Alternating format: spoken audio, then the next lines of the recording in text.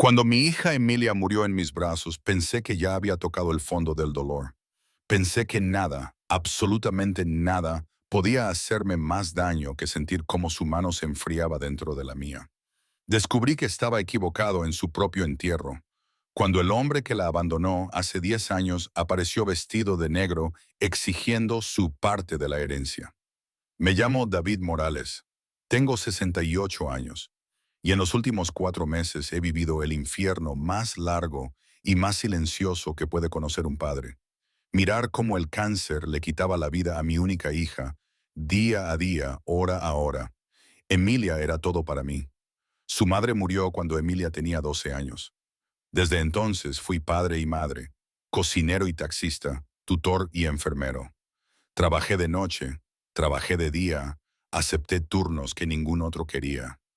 Todo para que ella tuviera una vida que no oliera a miedo ni a factura pendiente. Y lo consiguió. Vaya si lo consiguió. A los 38 años, mi niña era una empresaria respetada en Madrid. Tenía una cadena de tiendas de moda propia, ropa elegante, cuidada, pensada para mujeres reales, en Salamanca, en Chamberí, en Valencia, hasta en Barcelona. Negoció inversiones, abrió locales, entró en prensa. Me acuerdo del primer día que vi su nombre en una revista. Emilia Morales, Visión y Disciplina. Ese día lloré en silencio en la cocina, como un crío. El 15 de marzo de 2024, Emilia me llamó a su habitación del Hospital General de Madrid. Su voz ya no tenía fuerza, pero tenía claridad. Ese tipo de claridad que uno solo tiene cuando sabe que le queda poco. Papá, me dijo, hay algo importante que tienes que saber. Lo estoy dejando todo preparado para ti. Tenía las manos temblorosas, pero los ojos tranquilos cuando me entregó un sobre cerrado, sellado, pesado. Esa noche, en casa, lo abrí. Dentro había documentos legales firmados, certificados bancarios y una carta escrita de su puño y letra. Emilia había acumulado una fortuna, 29 millones. 29 millones fruto de sus negocios, de inversiones, de acuerdos que yo ni siquiera sabía que existían. En el testamento, preparado junto con nuestro abogado de confianza, Miguel Castro, ella me nombraba único heredero. En su carta decía, Papá, tú fuiste mi padre y mi madre. Lo que levanté, lo levanté porque me diste la espalda cuando todo el mundo me la cerró. Nadie más merece esto, nadie más lo cuidaría como tú. Una semana después, el 22 de marzo de 2024, a las 6:47 de la mañana, Emilia exhaló por última vez. Yo estaba allí, sosteniéndole la mano, escuchando cómo su respiración se apagaba. Y cuando se fue, sentí claramente que una parte de mí se fue con ella. No es una frase bonita, es literal. Algo dentro de mí dejó de existir en ese momento. Los días siguientes fueron puro ruido y puro vacío. Papeles del hospital, certificados, llamadas. Lo sentimos mucho, señor Morales. Preparar el velatorio, elegir flores, elegir música.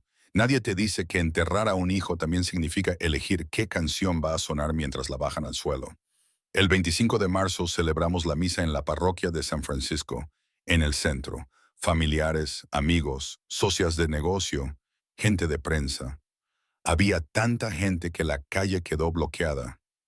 Yo estaba en primera fila, con las manos entrelazadas, sin sentir los dedos, sin oír bien lo que decía el sacerdote. Solo tenía una imagen en la cabeza.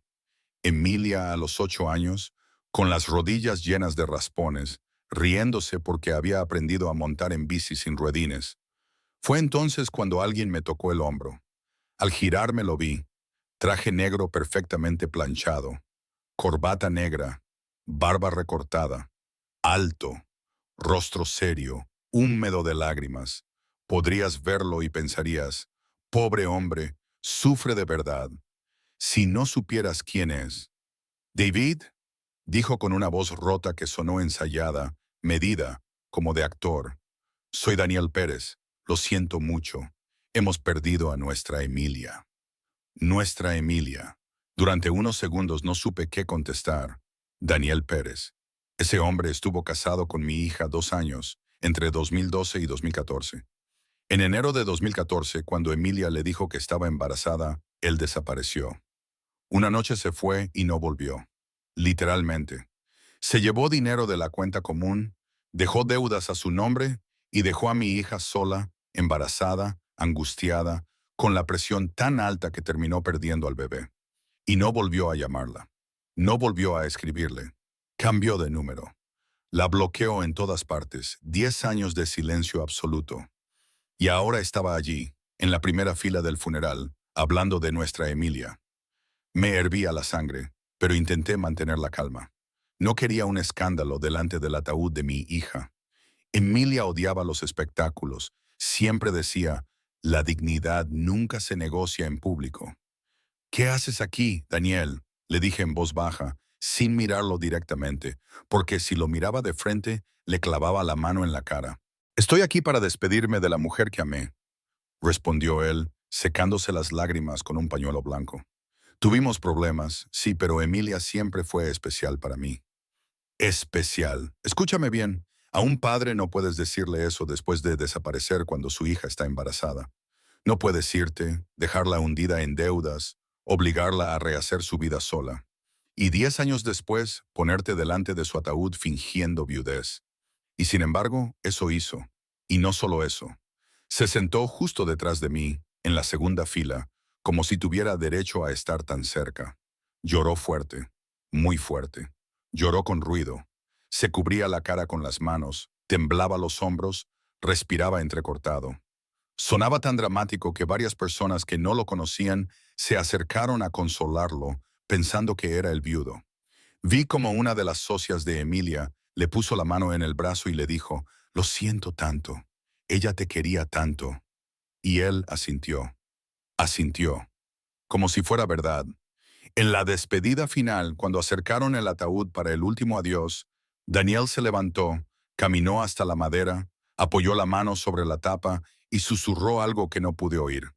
Cerré los puños tan fuerte que me dolieron las uñas. Después de la misa nos dirigimos al cementerio de la Almudena, donde íbamos a enterrarla. Y ahí fue cuando supe, con certeza absoluta, que Daniel no había venido a llorar. Había venido a cobrar. Mientras bajaban el ataúd, él volvió a ponerse a mi lado, tan cerca que casi podía sentir su colonia. «David», dijo en un tono totalmente distinto, más frío, más seco. «Tenemos que hablar sobre Emilia y sobre el futuro». El futuro. Mi hija acababa de ser enterrada bajo tierra y este hombre estaba hablando de futuro. «¿Qué futuro?», le dije sin apartar la vista de la tumba. «El suyo y el mío», contestó. «Tú sabes tan bien como yo que Emilia y yo seguíamos unidos legalmente, aunque hubiera complicaciones. Según la ley, tengo derecho a una parte importante de su patrimonio. Y estamos hablando de una herencia considerable. No quiero problemas, David. Quiero lo que me corresponde. Quiero lo que me corresponde». Lo dijo así, frío, limpio, como quien pide una factura. Sentí algo dentro de mí romperse. No era dolor, el dolor ya estaba instalado. Era otra cosa, era una rabia vieja, profunda, que llevaba años dormida. «Escúchame bien», le dije en voz baja. «Tú no tienes derecho a nada, nada. Te fuiste, la dejaste sola, la dejaste perder un hijo sola. Y ahora vienes aquí, 10 años después, a hablarme de dinero sobre su tumba». Él sonrió, una sonrisa pequeña, torcida, una sonrisa de zorro. «David», me dijo, «no me hables así. Estás alterado. Lo entiendo, pero yo he hablado con abogados, y hay detalles técnicos que quizá te sorprendan. Emilia era mi esposa. Tú no eres el único heredero posible. Si quieres evitar prensa, podemos arreglarlo de manera civilizada. 15 millones. Me das 15 millones y evitamos un proceso largo y feo. Para todos. Para todos». En ese momento dejé de escuchar el viento, dejé de escuchar a los familiares, dejé incluso de sentirme viejo. Tenía 68 años, sí, pero te juro que en ese segundo sentí la fuerza de cuando cargaba sacos a los 30 para pagar el colegio de mi hija. Y tomé una decisión. Ya no iba a ser solo el padre que llora a su hija, iba a ser el hombre que la defiende. porque ese fue el último regalo que ella me dejó en aquel sobresellado. No solo su herencia, sino su confianza. Y yo no iba a dejar que un buitre hiciera con su nombre lo que le dio la gana. La misma noche del entierro de Emilia no pude dormir. No por el dolor, porque el dolor ya era una manta fija sobre mí, sino por otra cosa. Indignación. Una indignación limpia, fría, organizada. Yo conocía a Daniel Pérez como un cobarde. Lo había visto huir en 2014. Lo había visto borrar su número de teléfono, vaciar la cuenta conjunta y dejar a mi hija ahogada en deudas que no había creado ella. Pero lo que vi en el cementerio fue otra cosa. No era solo cobardía, era cálculo. No había ido a llorar, había ido a cobrar, y ese pensamiento me sostuvo despierto hasta el amanecer. A las 8 de la mañana siguiente, llamé a Miguel Castro, el abogado de confianza de Emilia. Miguel llevaba más de 20 años trabajando en herencias, acuerdos societarios, testamentos. No es un hombre fácil de impresionar. Ese día, cuando llegué a su despacho en el Paseo de la Castellana, me recibió de pie, con los ojos enrojecidos. David, me dijo en voz baja, lo siento, de verdad lo siento. Asentí. No quería oír pésames, quería respuestas. Necesito que me digas algo, Miguel, le dije, apoyando ambas manos en su mesa. ¿Ese hombre tiene alguna base legal para reclamar nada de lo de Emilia? Miguel abrió una carpeta gruesa. Eran los mismos documentos que Emilia me había dado en el sobresellado. Su testamento, los certificados de propiedad de sus tiendas, los acuerdos con inversores, los movimientos de cuentas. Todo con fecha, firma, incluso video de lectura ante notario. Quiero que escuches esto, me dijo. Puso una grabación. Era la voz de Emilia, clara, firme, sin temblar. La fecha, febrero de 2024. Yo, Emilia Morales, decía, declaro que mi único heredero universal será mi padre, David Morales. Esta decisión es consciente, libre y totalmente deliberada. Nadie más tendrá derecho a mis bienes presentes ni futuros. En particular, dejo constancia explícita de que ninguna pareja o expareja pasada o presente podrá hacer reclamación alguna sobre lo que he construido. Sentí que el cuerpo se me aflojaba. Era ella. Era su voluntad, pronunciada con calma. Era la prueba de que sabía lo que estaba haciendo. Miguel pausó la grabación.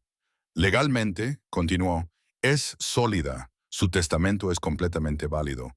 Estaba en plenas facultades cuando lo firmó. Estaba orientada, sabía qué estaba firmando y por qué. Lo certificamos con video y con 2 testigos. Entonces respiré. Pero esa calma duró exactamente 2 segundos. Ahora dime la otra parte, le dije. Lo que no me estás diciendo. Miguel entrelazó las manos. Daniel Pérez, dijo despacio, puede intentar algo, no porque tenga razón, sino porque es sucio. Y lo es, ya lo sabes. Puede alegar que el matrimonio con Emilia no se disolvió correctamente en su totalidad. Puede presentarse como cónyuge sobreviviente. Puede alegar derechos conyugales. Eso significa que podría intentar reclamar no solo parte de la herencia, sino manchar su nombre en prensa para presionarte. Le miré fijamente. ¿Presionarme para qué? Miguel sostuvo mi mirada. Para que le pagues, para que lo compres. Tragué saliva. Ahí estaba. 15 millones. Lo que me había dicho junto a la tumba de mi hija no era una improvisación de un loco. Era un plan. Un plan con abogado detrás. Entonces dime qué tengo que hacer, le dije, porque yo no le voy a dar ni un céntimo. Prefiero morirme. Miguel asintió, como si eso fuera exactamente lo que quería oír. Primero, no vuelvas a hablar con él a solas, dijo. Segundo, documenta absolutamente todo. Tercero, vamos a necesitar más que el testamento. Vamos a necesitar pruebas de quién es él, no quién dice ser, quién es de verdad. ¿Pruebas de qué tipo? De su abandono, dijo Miguel, de su chantaje, de que nunca formó parte del éxito de Emilia, ni apoyó sus negocios, ni la sostuvo emocionalmente. Necesitamos destruir la historia que va a intentar vender, la historia del marido entregado que ayudó a construir el imperio. ¿Y cómo se demuestra eso? Miguel respiró hondo. Con Patricia.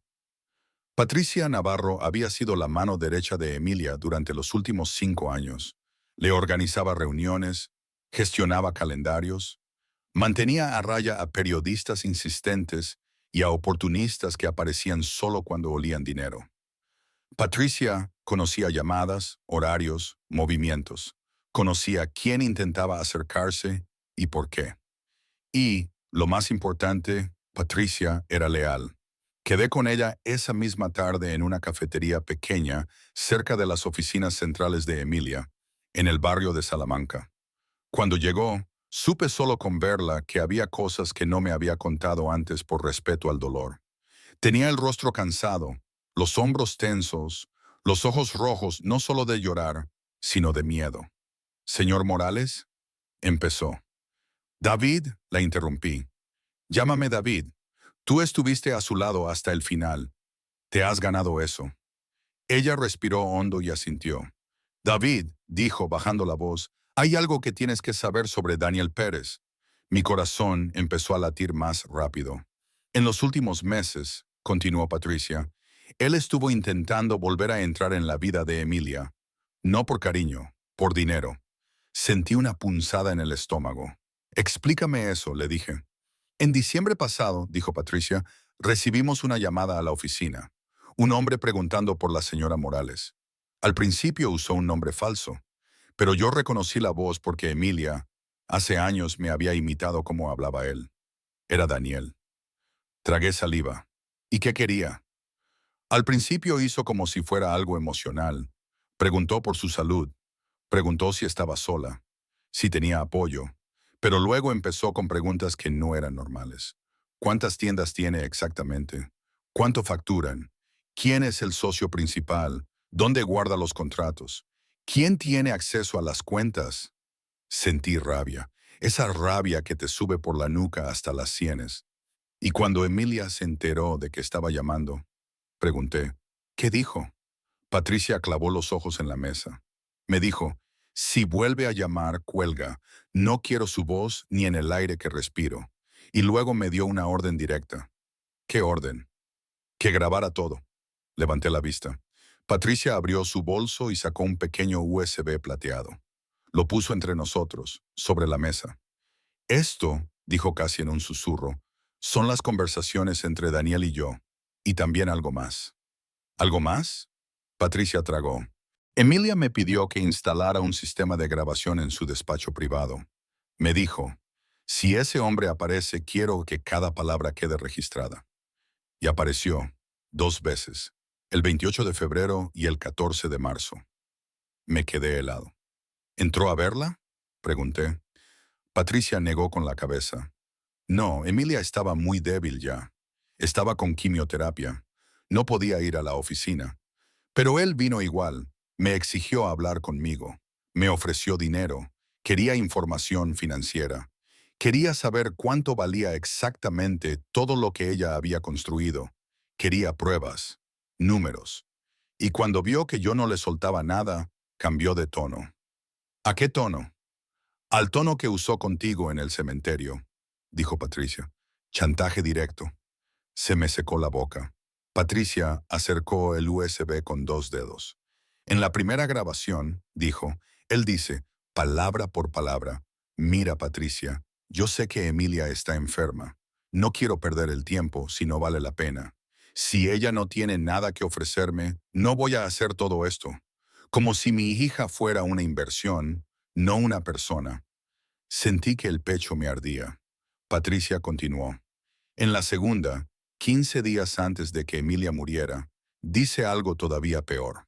Dice, he oído que tiene varios millones. Si es verdad, podemos arreglar el pasado. Todo el mundo merece una segunda oportunidad, sobre todo cuando hay tanto dinero en juego. Y luego lo dice claro. Si me das lo que me corresponde ahora, evitamos juicios, evitamos prensa, evitamos que su nombre salga manchado. Apoyé la frente en la mano. Era exactamente lo que había hecho conmigo en el cementerio. La misma coreografía, la misma voz suave, la misma sonrisa de serpiente, solo que ahora estaba grabado. Patricia, le dije levantando la cabeza, ¿Estás segura de que estas grabaciones son legales? ¿Podemos usarlas? Sí, respondió sin dudar. Están hechas en el despacho de Emilia, propiedad privada. Y antes de hablar, yo le dije que estaba siendo grabado para fines de seguridad. Él aceptó y siguió hablando. Está todo ahí. Sentí una mezcla de alivio y asco. Hay más, dijo entonces Patricia. Más. Daniel no solo llamó a la oficina, continuó. Fue más lejos. Intentó acercarse a los bancos. La miré sin respirar. En enero y febrero, dijo Patricia en voz aún más baja, intentó sobornar a personal de la entidad donde Emilia tenía sus cuentas principales. Les ofreció dinero a cambio de extractos, balances, información de inversiones. Quería saber, con exactitud, cuánto había para robar. Noté cómo mis manos empezaban a temblar, no de debilidad sino de ira contenida. Patricia, le dije despacio, ¿por qué no me contaste esto antes? Ella me miró con ojos vidriosos. Porque Emilia no quería que usted se preocupara, dijo. Me dijo, mi padre ya tiene suficiente con verme apagándome. No le voy a cargar también con este parásito. Me pidió que guardara todo y que, si él intentaba algo después de su muerte, se lo diera todo a usted y a Miguel. No pude hablar durante unos segundos. Escúchame bien. Escuchar que tu hija sabía que iba a morir ya es insoportable. Escuchar que, aún así, estaba planeando cómo protegerte a ti cuando ya no estuviera, eso no es dolor. Eso es puro orgullo mezclado con una tristeza que no cabe en el cuerpo humano. Cuando recuperé la voz, solo pude decir una cosa. Lo vamos a destruir. Patricia asintió con una calma dura. David dijo, hay algo más que deberías saber. Daniel dejó claro, varias veces, que si no le daban dinero, iba a contar su versión a la prensa. Y su versión es que él fue el hombre que estuvo siempre al lado de Emilia, que él la ayudó a levantar las tiendas, que renunció a su carrera por ella, que es prácticamente el viudo abandonado de una empresaria famosa. Va a intentar pintarse como víctima. Cerré los ojos. Víctima. Ese hombre, que dejó a mi hija sola, embarazada y endeudada, iba a plantarse delante de Madrid entero como santo mártir. Entonces lo vi claro. Esto ya no era solo una pelea de dinero. Era una pelea por la memoria de mi hija, por su nombre, por su dignidad, por la forma en que el mundo iba a recordarla. Levanté la vista, miré a Patricia y le dije, tráele todo esto a Miguel, hoy mismo. Las grabaciones, las fechas, los intentos de soborno, todo. Y dile que no vamos a defendernos. Vamos a atacarlo. Vamos a exponerlo. Vamos a mostrar quién es Daniel Pérez en realidad. Patricia asintió. No discutió. No preguntó si estaba seguro. No me dijo que me calmara. Me miró como se mira a un soldado viejo que, aunque esté herido, se vuelve a poner de pie. Esa noche, al volver a casa, me senté en el salón rodeado de fotos de Emilia. Emilia a los 6 años con un helado en la mano. Emilia con su primer local, cortando la cinta con unas tijeras enormes. Emilia pelona y sonriendo, aún con fuerzas, diciendo, «No me mires con pena, papá. Mírame con respeto». Puse las grabaciones que Patricia me había dado. Las escuché todas, hasta el final. Y al final de la última grabación, oí la frase que decidió el resto de mi vida. «Dame 15 millones ahora mismo», decía Daniel, «y nadie tiene que enterarse de que tu hija no era tan perfecta como parecía». En ese instante dejé de ser un hombre roto. Me convertí en un padre en guerra. Y te prometo esto. Pensé que lo peor había sido perder a mi hija. No sabía aún que lo más duro estaba a punto de empezar, porque Daniel Pérez no iba a desaparecer. Daniel iba a demandarnos. El lunes siguiente a la reunión con Patricia, la puerta de mi casa sonó a la misma hora que siempre. El cartero con sobres oficiales. No era un sobre cualquiera. Era un pliego forrado con membretes del juzgado. Daniel había cumplido su amenaza. Había presentado una demanda. No solo pedía parte de la herencia, pedía el control de las empresas. Pedía reputación. Pedía reconocimiento y dinero. Pedía, en definitiva, devorar lo que Emilia había construido. Abrí el sobre con manos que no sentían las uñas. Dentro había 47 páginas. Alegaba participación en el enriquecimiento y pretensión de cónyuge supuestamente vigente. Era elegante en el papel, no menos cruel en la intención. Debía hacerme daño monetario y público. Aquello era estrategia, no desesperación. Llamé a Miguel casi al instante. Su voz al otro lado del teléfono era un ancla tranquila en medio del mar. David, dijo, esto es lo que temíamos, pero te repito algo. Lo hemos visto todo antes. El papel puede disfrazar la mentira. Nosotros tenemos la verdad, tenemos documentos, tenemos la declaración de Emilia, tenemos testigos y, sobre todo, tenemos pruebas de lo que realmente buscaba ese hombre. Miguel pidió una reunión urgente. Le llevé las grabaciones, las notas de Patricia, las pruebas de los intentos de soborno y las transferencias bancarias que Patricia había logrado recopilar. También le enseñé las cartas antiguas que demostraban el abandono de 2014, los correos electrónicos en los que Daniel avisaba con frialdad que se marchaba, los extractos que mostraban la cuenta conjunta vaciada, la factura del quirófano de la pérdida del embarazo. Todo estaba allí, dispuesto para montar una escena. La primera audiencia será una batalla de narrativas, me dijo Miguel mientras preparaba la carpeta que llevaríamos al juicio. Ellos intentarán humanizarlo, pintarlo como el marido sacrificado que ahora sufre por la muerte de su esposa. Nosotros le mostraremos al juez que él es un oportunista. No tardó en aparecer el primer artículo. El tabloide Crónica de Madrid publicó una pieza la semana siguiente. El esposo desconsolado demanda la herencia de la empresaria millonaria. La foto era de Daniel en el funeral, con la cara húmeda y la corbata impecable. El texto tomaba la versión de Daniel como punto de partida y con esas frases torcidas típicas de prensa amarilla, insinuaba que yo era un padre codicioso que quería apropiarse de la fortuna de su hija. Sentí asco y ¿sabes qué? No era sorpresa, era parte del plan. Miguel me miró con gravedad. Te advertí, dijo. Vaughn, el abogado de Daniel, es experto en crear titulares. Lo que tenemos que evitar es reaccionar fuera del juzgado. Todo aquí se gana con pruebas, no con indignación en prensa. La audiencia preliminar fue una sala fría en la Audiencia Provincial de Madrid, una mañana con luz blanquecina y calefacción insuficiente. Daniel entró impecable, acompañado por su abogado, un hombre que solía litigar casos de alto perfil. Christopher Vaughn tenía la confianza de quien cree que el teatro puede suplantar a la verdad. Vaughn habló primero. Su voz era limpia, ensayada. Pintó a Daniel como la víctima del destino. Afirmó que, aunque hubieran tenido problemas, las acciones de Daniel durante el matrimonio habían sido de apoyo y de sacrificio.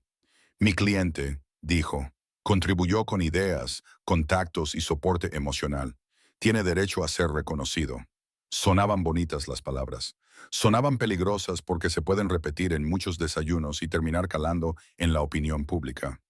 Cuando fue nuestro turno, Miguel actuó en silencio. Empezó por la prueba dura. Presentó el testamento certificado, la grabación notarial en la que Emilia declaraba su voluntad, las facturas de apertura de sus tiendas fechadas después de 2014 y la carta manuscrita, donde dejaba constancia de que no deseaba que su exmarido tuviera derecho alguno.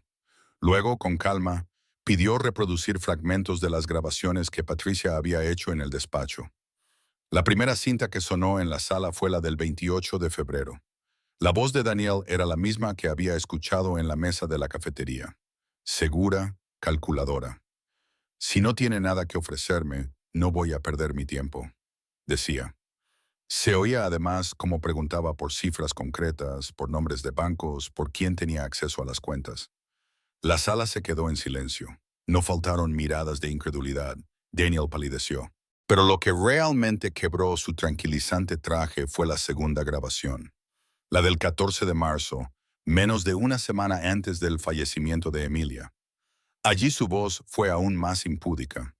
Si ahora me das 5 millones, decía, y firmas un papel en el que renuncio a futuras reclamaciones, nadie tiene que enterarse de nada. Si no, ya sabes cómo funciona esto. La expresión de su supuesta compasión se había tornado amenaza. Vaughn saltó de su asiento con la boca abierta. «Objection», gritó, argumentando que las grabaciones vulneraban la privacidad y que habían sido obtenidas sin consentimiento. Miguel, con la serenidad de quien espera el momento justo, respondió: «Señoría, estas grabaciones se hicieron en la oficina privada de la difunta, con la advertencia de que estaban siendo registradas. Además, demuestran conducta relevante para un intento de fraude y chantaje. El interés público y la justicia pesan más que una objeción de esta naturaleza». La jueza María Delgado, una mujer de 60 años conocida por su sentido práctico y por no dejarse impresionar por retórica vacía, escuchó ambos argumentos. Miró los documentos, miró a las partes y con una voz cortante, dijo: «Las grabaciones permanecerán en el expediente. Se aceptan como prueba. El tribunal examinará su admisibilidad completa en la fase probatoria». Cuando la jueza habló, algo cambió en Daniel. Lo vi respirar distinto. Lo vi encogerse. Cuando terminó la audiencia, sintió que la sala ya no era tan propicia a su teatro. Sus abogados forcejearon, pero la decisión había sido tomada. Las pruebas de mi hija tenían peso. La prensa, por supuesto, no lo contó así. En su versión reducida, la nota hablaba de controversia legal y de derechos discutibles. Salimos del juzgado entre cámaras y voces. Miguel me tomó el brazo y dijo: «David, esto acaba de empezar, pero has visto cómo reaccionó cuando escuchó su propia voz. Lo hemos puesto en problema». A medida que las semanas pasaban, la estrategia de nuestra defensa se tornó más agresiva, pero siempre metódica. No queríamos solo contrarrestar su mentira, queríamos mostrar la red que él había tejido. Intentos de soborno a empleados bancarios, pagos sospechosos a testigos, un patrón de conducta que no coincidía con la imagen del marido sacrificado. Llamamos a testigos, pedimos extractos, hicimos peritajes forenses de las grabaciones. Cada paso era un martillazo en la mentira.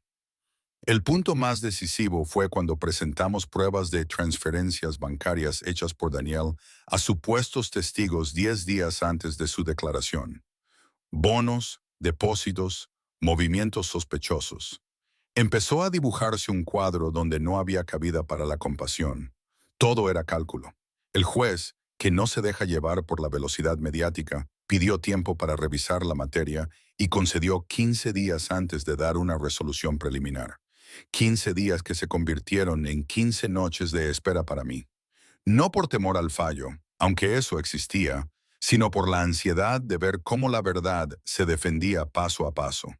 En uno de esos días de espera, me di cuenta de algo que me heló el corazón y me fortaleció al mismo tiempo. Este hombre no pretendía solo robar dinero, pretendía robar la memoria de mi hija.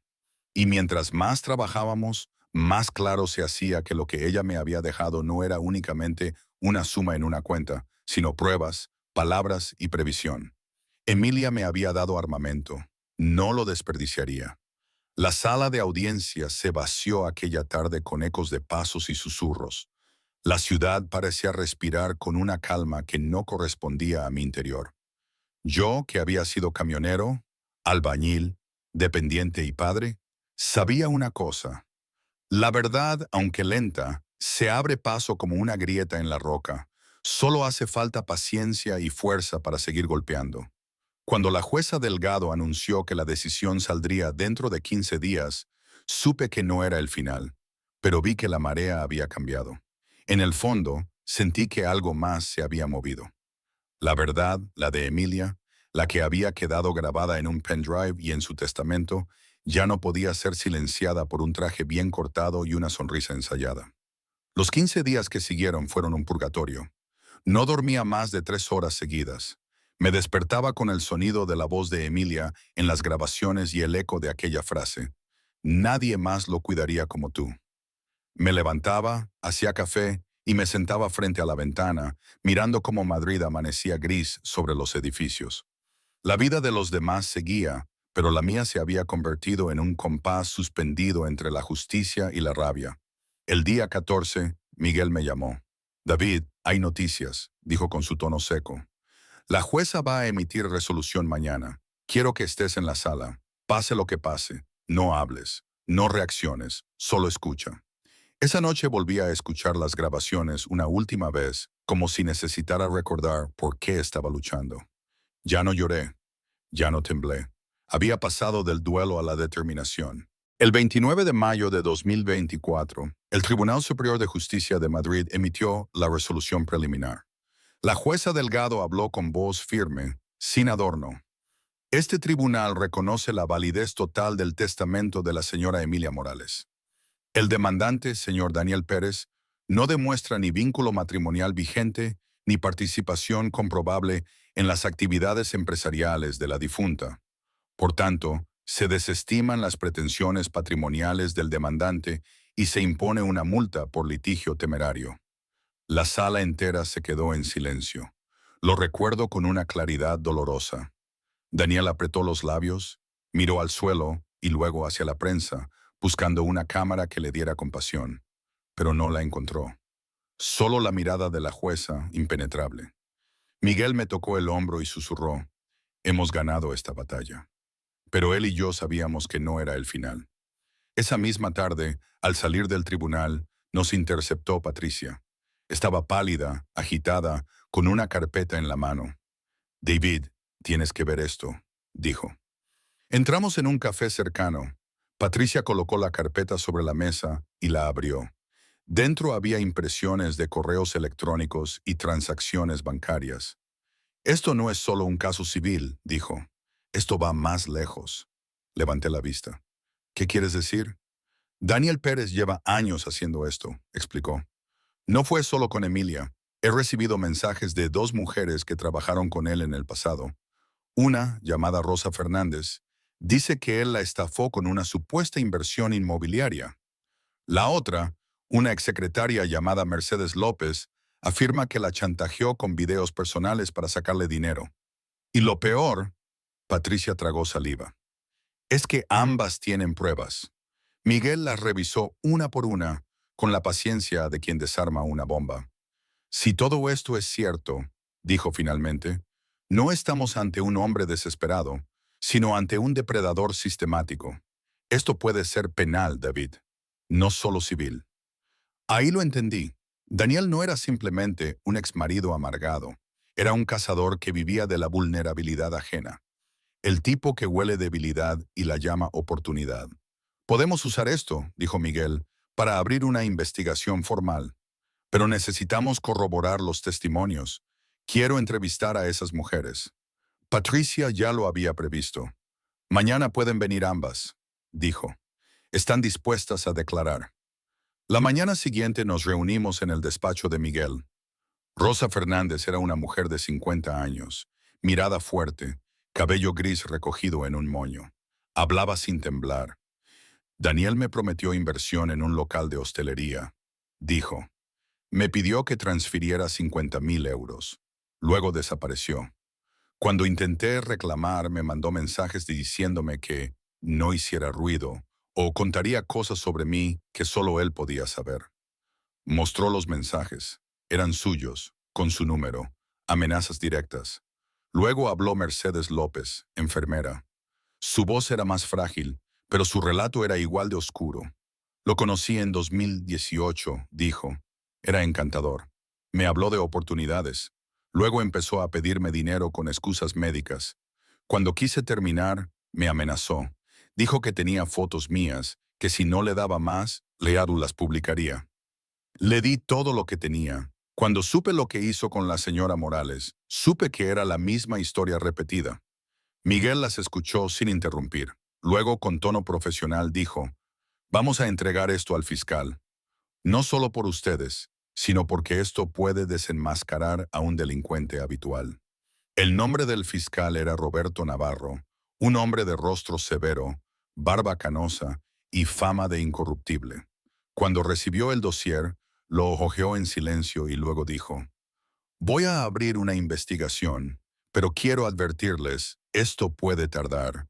La justicia penal es más lenta, más cruel, y si hay más víctimas, saldrán.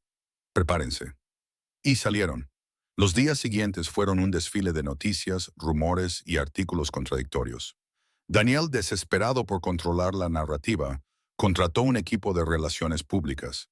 Lo vi en televisión diciendo, «Solo busco justicia y respeto a la memoria de mi esposa». Su voz temblaba, su barbilla se movía en el momento justo. Era un actor. Y un actor peligroso, pero ya no jugaba solo. El fiscal Navarro no tardó en conseguir órdenes de registro. Los bancos comenzaron a cooperar.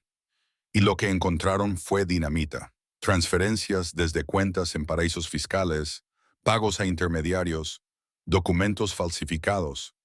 Daniel había montado un entramado de chantaje y fraude internacional. Las víctimas empezaron a multiplicarse. Una empresaria en Valencia, un jubilado en Sevilla, una viuda en Toledo. Todos contaban el mismo patrón: promesas, seducción, manipulación y desaparición. Cuando Navarro me llamó a declarar de nuevo, no me sorprendió su tono. «Señor Morales», me dijo, tenía razón. No se trata solo de una herencia, se trata de una red de estafa. Pero hay algo que debe saber. Creemos que Daniel visitó a su hija en el hospital días antes de su muerte. Sentí un vacío en el pecho. «Eso no puede ser», murmuré. «Emilia no quería verlo». «Lo sabemos», respondió el fiscal, «pero tenemos registros de cámaras de seguridad». Una noche, el 12 de marzo, él ingresó al Hospital General de Madrid con una identificación falsa. Se dirigió al piso de oncología. Permaneció allí 35 minutos. Me quedé sin palabras. Navarro continuó. «Estamos revisando si intentó manipular algo. Quizá el testamento, quizá documentos. Necesitamos su autorización para solicitar acceso a los archivos médicos y las grabaciones del hospital». «Por supuesto», dije sin dudar. «Tienen todo mi permiso». Cuando salí de la oficina del fiscal, el aire de Madrid me pareció más pesado. Caminé sin rumbo hasta la calle Alcalá, recordando cada palabra que Emilia me había dicho aquella última noche. «Papá, todo está preparado». Ella sabía, de algún modo sabía que él intentaría algo, y lo había previsto. Esa noche, Patricia me llamó. «David», dijo, «tienes que sentarte». «¿Qué pasa ahora?» «Recibí un correo del hospital», respondió. Una de las enfermeras, Mercedes, la misma que declaró, trabajaba allí esa semana. Me dijo que lo vio entrar, que habló con él, que lo escuchó decir algo sobre el testamento. ¿Qué dijo? Dijo, «Solo quiero asegurarme de que las cosas queden claras antes de que muera». Me quedé inmóvil. Si era cierto, Daniel había intentado manipular a una mujer moribunda. No para verla una última vez, no por arrepentimiento, por dinero. Esa noche no dormí. Me quedé frente a la foto de Emilia en su escritorio, la de su primer local en Valencia, y le prometí en voz alta, «Te juro que este hombre no va a volver a usar tu nombre». A la mañana siguiente, Miguel me llamó temprano. «David, el fiscal quiere que vayas al juzgado. Han encontrado algo más». Era solo el principio del verdadero infierno. Cuando llegué al juzgado esa mañana, el aire olía a desinfectante y papeles viejos. En el pasillo, el fiscal Roberto Navarro me esperaba con una carpeta bajo el brazo. No sonreía, no me ofreció asiento. Simplemente dijo, «Encontramos la prueba que faltaba». Abrí la boca, pero él levantó la mano para que esperara. Caminamos por el pasillo en silencio hasta una sala pequeña. Allí, sobre la mesa, había una pantalla encendida. En ella se veía la imagen granulada de una cámara de seguridad. El sello del Hospital General de Madrid parpadeaba abajo a la derecha. 12 de marzo, 22:46. La imagen mostraba el pasillo de oncología. Luz tenue, paredes de un blanco cansado. Y entonces, ahí estaba él, Daniel Pérez, con gorra, abrigo oscuro, una carpeta en la mano. Caminaba con paso decidido, mirando a los lados. En la recepción se detenía. Se veía cómo mostraba un documento al guardia de seguridad. Luego desaparecía de cámara durante casi media hora. Cuando volvió a aparecer, sostenía el mismo sobre, pero más lleno. El fiscal habló sin apartar la vista. «Verificamos con el hospital. Esa noche, un visitante con identidad falsa ingresó con autorización temporal. El número de identidad pertenece a un funcionario jubilado de Valencia. Documento robado. El hombre en el video es Daniel Pérez, no hay duda. Sentí una ola fría recorrerme la espalda. ¿Qué hizo mientras estuvo dentro? Navarro me miró. Entró a la habitación de su hija. Estuvo allí exactamente 33 minutos. Las cámaras del pasillo registran entrada y salida, pero no hay audio dentro. Sin embargo, abrió la carpeta. Tenemos declaración de la enfermera Mercedes López. Estaba de turno esa noche. Dice que lo vio salir. Tenía el rostro tenso, las manos sudadas. Ella le preguntó si necesitaba ayuda y él le respondió, «Ya está hecho». «Ya está hecho», repetí sin creerlo. «Sí», dijo el fiscal. Mercedes asegura que al día siguiente el expediente médico de Emilia fue retirado y devuelto con páginas alteradas. También que uno de los formularios de su firma tenía correcciones recientes. ¿Correcciones? Navarro asintió. En los campos de beneficiario y fecha. Creemos que intentó falsificar una modificación del testamento, aprovechando que Emilia estaba débil. El aire se me cortó. Sentí que la ira me subía como fuego seco. ¿Está diciendo que ese miserable trató de usar a mi hija moribunda para robarle su herencia? El fiscal me miró con seriedad. Eso estamos investigando, David. Pero con lo que tenemos ahora, podemos acusarlo no solo de fraude, sino de manipulación de documento público y coacción. Los días siguientes fueron un torbellino. Los periódicos cambiaron el tono. El caso Morales Pérez da un giro oscuro. Por primera vez, la prensa empezó a mostrar otra cara del viudo desconsolado. Aparecieron titulares como «Nuevas pruebas de fraude conmocionan Madrid» y «El empresario acusado de manipular documentos hospitalarios». Pero Daniel no se detuvo. Publicó un video en redes, decía, «Estoy siendo víctima de una persecución. Lo único que quise fue despedirme de Emilia. Me acusan sin pruebas. Es un complot del padre para quedarse con todo». La voz temblorosa, el rostro cansado. Miles de personas lo compartieron. Durante unas horas, el país volvió a dividirse entre los que creían en su versión y los que lo consideraban un monstruo. Yo no respondí. Miguel me había advertido. El silencio de un inocente vale más que 1000 gritos. Pero dentro de mí, cada palabra falsa era un cuchillo. Entonces el fiscal Navarro convocó a una rueda de prensa. Mostró las pruebas. La grabación de las cámaras, la declaración jurada de Mercedes, los documentos falsificados, los intentos de soborno bancario, las transferencias a testigos, todo.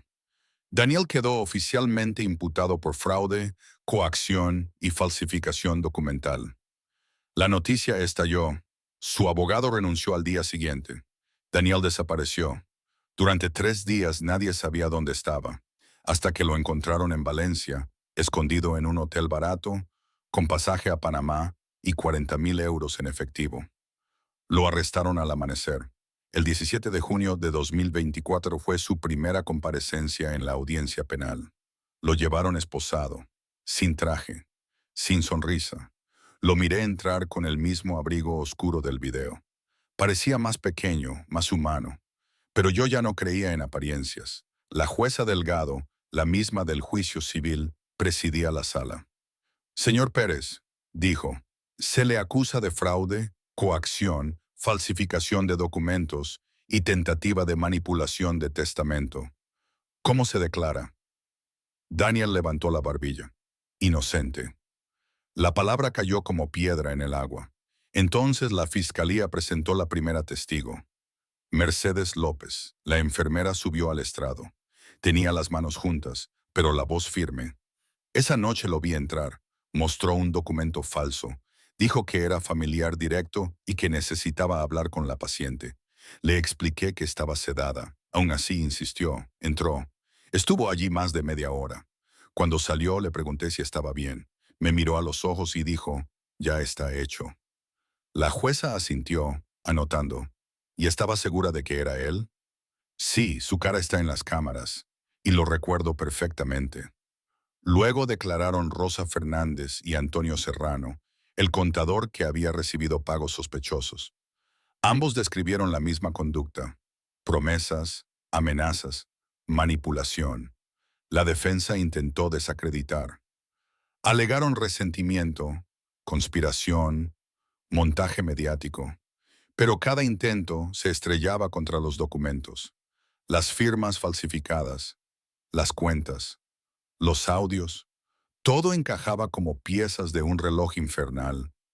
El día más duro fue cuando presentaron las pruebas finales, la hoja modificada del testamento. En la parte inferior, donde debía decir David Morales, alguien había intentado escribir Daniel Pérez. La tinta era diferente, la caligrafía forzada. Peritos caligráficos confirmaron la manipulación. La jueza la miró largo rato. Luego levantó la vista hacia Daniel. Señor Pérez, dijo, esto no es amor, esto es codicia con firma. Un silencio espeso llenó la sala. Daniel bajó la cabeza. Por primera vez, lo vi sin máscara, sin lágrimas fingidas, sin arrogancia, solo miedo. Navarro cerró su alegato final con una frase que aún resuena en mi mente. Este hombre no solo robó dinero, robó paz, robó la dignidad de una mujer moribunda. Y eso, señora jueza, merece más que un castigo económico. Merece justicia. La sentencia llegó el 2 de julio de 2024. 25 años de prisión sin posibilidad de reducción.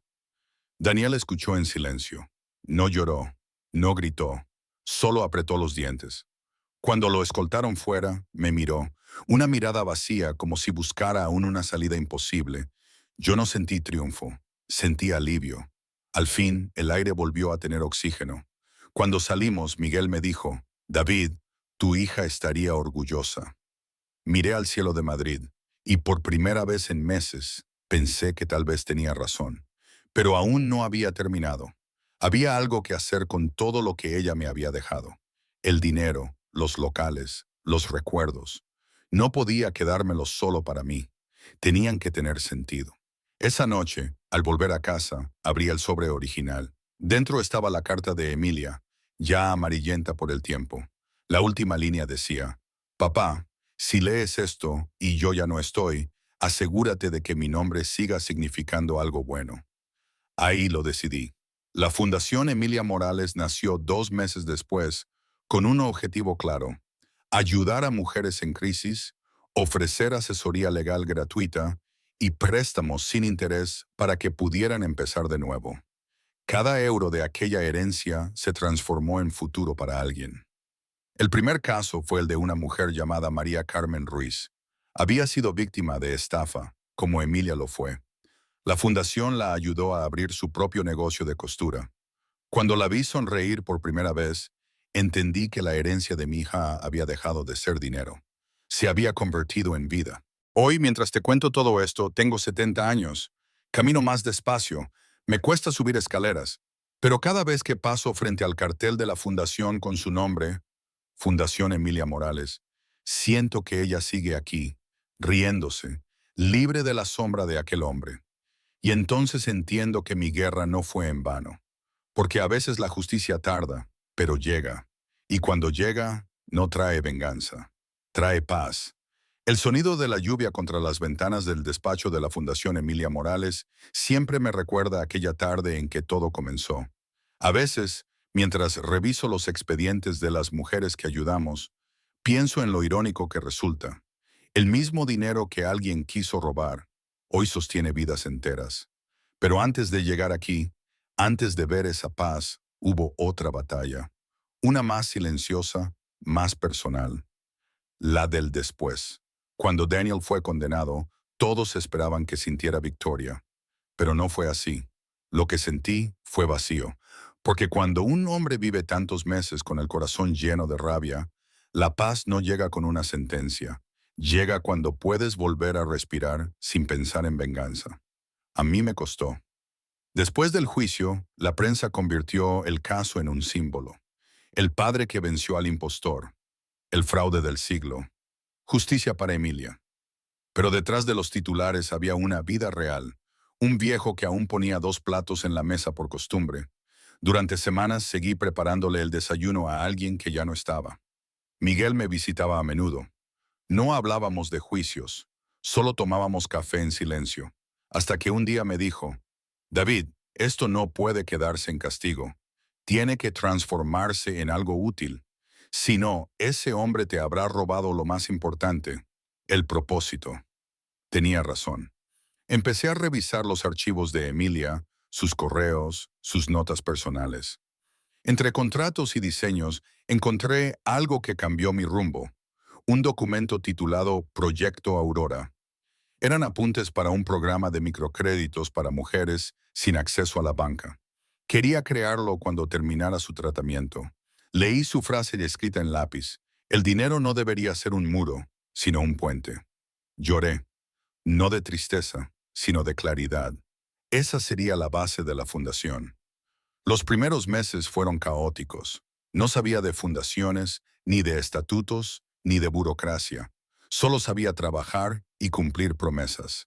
Miguel se encargó del aspecto legal, Patricia de la gestión. El 4 de septiembre de 2024 firmamos oficialmente la constitución de la Fundación Emilia Morales. En la ceremonia éramos 5 personas. Yo, Patricia, Miguel, la contadora Lucía Pérez y un periodista local que tomó fotos sin flash por respeto. El primer año ayudamos a 20 mujeres. Algunas habían sufrido estafas, otras violencia, otras simplemente necesitaban una oportunidad. Cada historia era un espejo distinto del dolor, pero todas compartían algo. Querían levantarse. Recuerdo especialmente a una, María Carmen Ruiz, una costurera de 56 años. Su esposo había hipotecado la casa sin decirle nada y luego desapareció. Cuando la conocí, vivía en una habitación alquilada con su máquina de coser. Le dimos un pequeño préstamo, sin intereses, para que alquilara un local. Hoy tiene 3 empleadas. Cada vez que me abraza siento que abrazo a Emilia. Mientras tanto, Daniel cumplía su condena en la prisión de Soto del Real. Nunca pidió perdón. A veces, los periodistas me preguntan si lo odio. Siempre contesto lo mismo. No, a los monstruos no se les odia. Se les recuerda para no repetirlos. En noviembre de 2025 recibí una carta de la cárcel. El remitente era él. La abrí sin saber por qué. Dentro había solo una frase escrita con su caligrafía. Nunca te diste cuenta de que solo quería ser parte de lo que ella dejó. La rompí en silencio. Si de verdad hubiera querido ser parte de eso, habría elegido construir, no destruir. Un año después, el fiscal Navarro me llamó. Quería invitarme a una conferencia sobre justicia restaurativa. Tu caso ha cambiado protocolos, me dijo. Ahora los hospitales tienen sistemas más estrictos para evitar manipulaciones legales en pacientes terminales. Tu lucha sirvió. No supe qué responder, porque cuando pierdes a un hijo, cualquier sirvió suena hueco. Pero al mismo tiempo comprendí que la justicia no solo se mide en castigo, sino en prevención. Que si algo de todo esto evita que otra familia sufra lo mismo, entonces valió la pena. Con el tiempo, la fundación creció. Creamos alianzas con universidades, con bancos éticos, con asociaciones de mujeres. Cada historia nueva era una cicatriz que se volvía flor. En un año ya éramos 30 voluntarios. Patricia, incansable, se convirtió en directora ejecutiva. Miguel se jubiló, pero sigue viniendo cada jueves a jugar dominó conmigo en la oficina. Un día, Patricia entró con una sonrisa diferente. David, dijo, tienes que ver esto. Puso sobre la mesa un correo. Era del Ayuntamiento de Madrid. Querían otorgar a la Fundación el Premio Ciudad Solidaria por su impacto social. Me quedé mudo. No por vanidad, sino por una sensación rara de círculo cerrado. Emilia, desde algún rincón, sonreía. En la ceremonia, subí al escenario con las manos temblorosas. Dije solo una frase. Mi hija murió víctima de la codicia, pero su nombre vive gracias a la generosidad. La gente aplaudió, pero lo que más me marcó fue lo que vino después.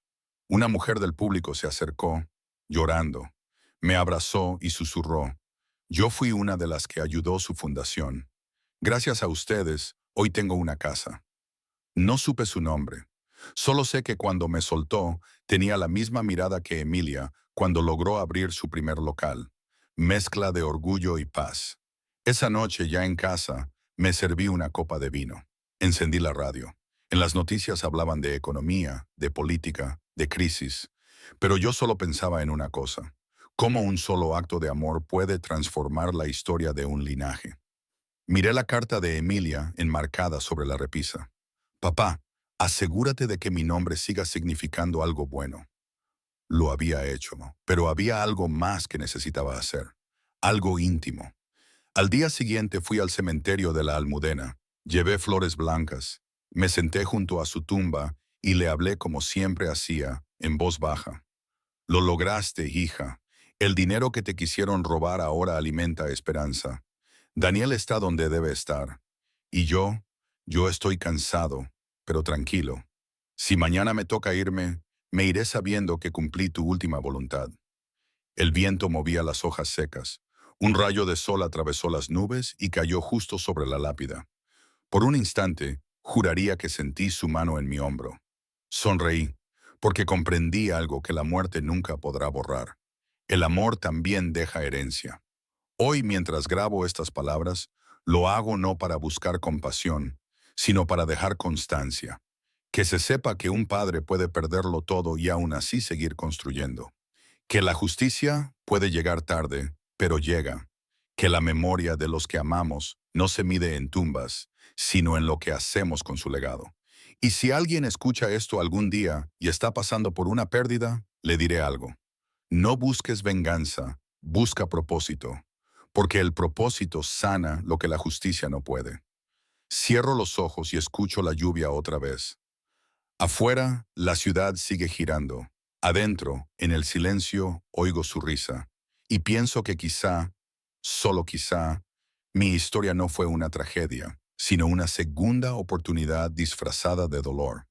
El amanecer del 24 de diciembre de 2025 llegó cubierto por una neblina ligera, esa que en Madrid difumina las luces y hace que todo parezca un recuerdo. Yo estaba en la oficina de la Fundación Emilia Morales, revisando los últimos informes del año. Afuera, las calles estaban casi vacías. Solo el eco lejano de los villancicos flotaba entre los edificios.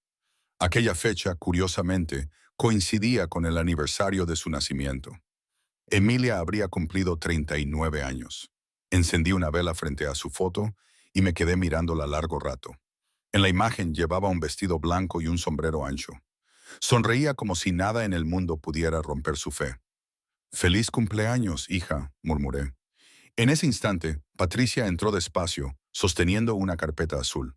«David, llegaron los últimos informes de impacto», dijo con esa voz serena que aprendí a asociar con buenas noticias. Más de 200 mujeres beneficiadas este año. 8 nuevas cooperativas creadas. 70 empleos directos. Sonreí. «Tu trabajo, Patricia. El tuyo y el de Emilia». Ella negó suavemente. «El tuyo, David. Tú convertiste su historia en algo que no muere». Nos quedamos un momento en silencio. En el fondo del pasillo, una de las voluntarias tarareaba Noche de Paz. Aquella melodía me atravesó el pecho. Recordé las navidades de antes, cuando Emilia y yo decorábamos juntos el árbol y ella colgaba las luces al revés solo para hacerme reír. Patricia interrumpió mis pensamientos con una pregunta inesperada. «¿Alguna vez pensaste en escribir tu historia?» La miré sorprendido. «¿La mía? No hay nada que contar».